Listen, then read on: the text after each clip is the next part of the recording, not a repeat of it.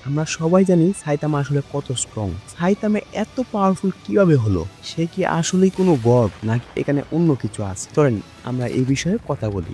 100 push up, 100 squat and 10 kilometre run. এটা শুনতে আসলে কিন্তু আপনার হাস্যকর মনে হয় যে না এরকম একটা বেসিক এক্সারসাইজ কইরা কেউ এত পাওয়ারফুল কিভাবে হয়? আমাদের রিয়াল লাইফেও কিন্তু এমন অনেক লোকই আছে যারা এই এক্সারসাইজটা ডেইলি করতে পারবে। আসলে বিষয়টা এমন না। সাইতামা কিন্তু আসলে একটা নরমাল মানুষ ছিল। সে কিন্তু কখনো এক্সারসাইজ করে নাই। হঠাৎ একদিন নিয়ত করলো সে এখন থেকে এই রুটিনটাকে ফলো করবে। একটা সাধারণ মানুষের জন্য এরকম একটা রুটিন ফলো করা আসলে খুব টাফ একটা বিষয়। আপনারা লিটারালি দেখতেই পারতেছেন যে না তার হাড়-গোড় ভেঙে যাচ্ছে। মানে হাড় ভাঙার মতো আওয়াজ করছে। কিন্তু তারপরেও সে কখনো থামে নাই। সে তার ট্রেনিংকে ফলো করছে।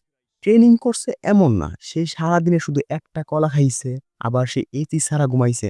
মানে তার মতো একটা সাধারণ মানুষের পক্ষে এই জিনিসটাকে ফলো করা খুব টাফ একটা বিষয়। মানে আপনি বুঝতে পারতেছেন সে প্রতিটা সেকেন্ডে মারা গেছে এমন একটা অবস্থা।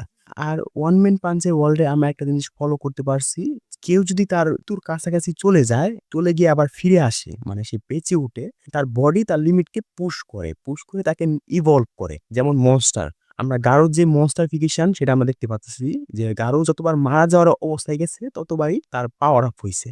আরেকটা বিষয় সে এত হার্ড রুটিন ফলো করছে এমনটা না। সে তার পাশাপাশি প্রতিদিন অনেক পাওয়ারফুল মনস্টারদের সাথে সে ফাইট করছে।